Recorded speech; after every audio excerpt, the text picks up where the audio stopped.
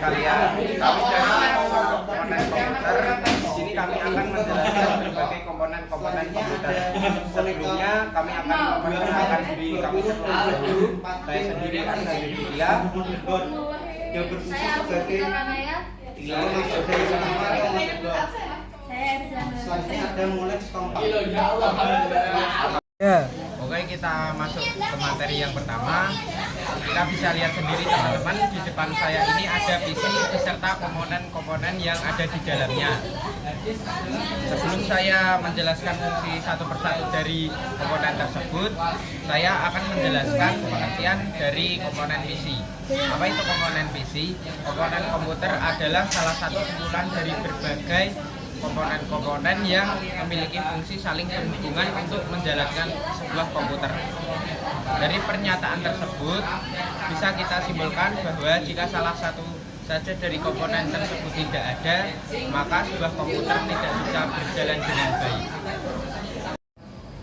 Oke teman-teman, yang saya bawa ini adalah komponen yang terpenting dalam PC, yaitu komponen motherboard. Jika kalian bertanya apa itu motherboard, motherboard merupakan salah satu bagian yang penting dan diperlukan dalam suatu sistem komputer. Pada bagian tersebut terdapat banyak komponen penting lain dari komputer yang bersatu, seperti unit pemrosesan pusat atau CPU, memori dan konektor, dan lain sebagainya. Oke, di sini ada komponen yang bernama slot prosesor. Slot prosesor ini adalah tempat peletakan prosesor pada motherboard. Dudukan ini berbentuk segi empat dengan lubang-lubang kecil sebagai tempat tertancapnya kaki-kaki atau pin-pin prosesor yang tersusun membentuk matriks dua dimensi yang berfungsi untuk meletakkan prosesor ke motherboard. Lanjut, di sini ada konektor power pada motherboard atau bisa kita sebut dengan ATX power.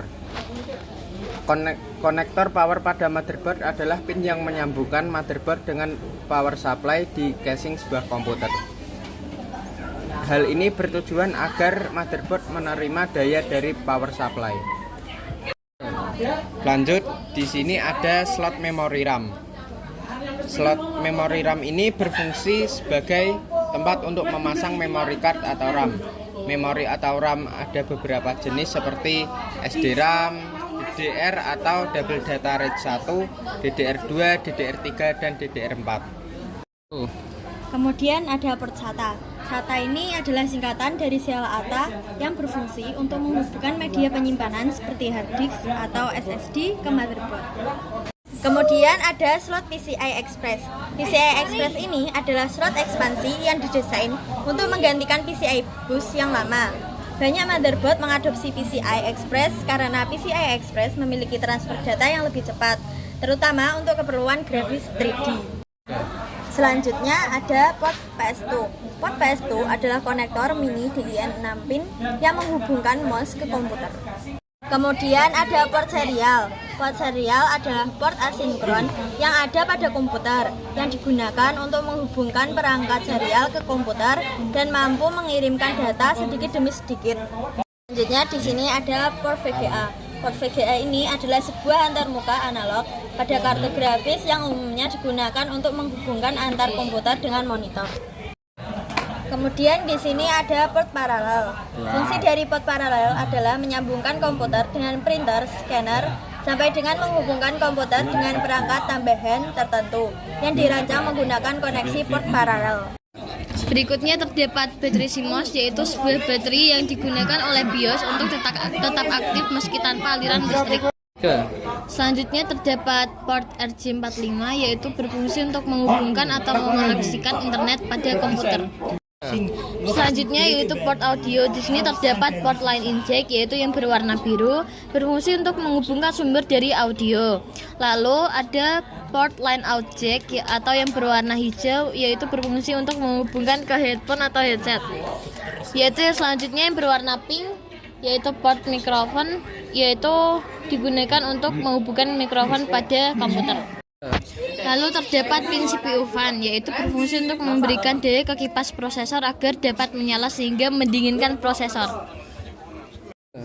Selanjutnya ada pin front panel, berfungsi sebagai konektor dari casing ke motherboard sehingga kita bisa menyalakan komputer melalui casing. Lanjut materi selanjutnya yaitu Windows Shopping.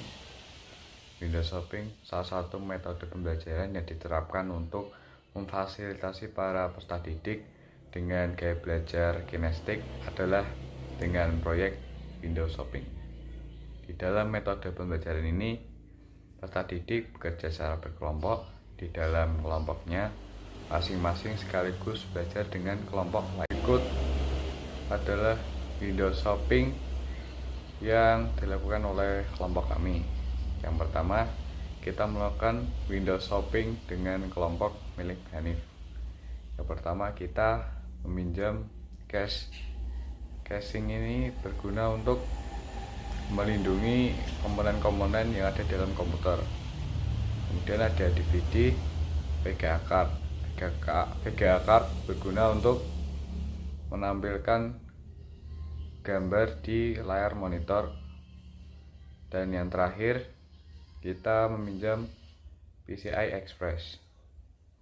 Yang kedua,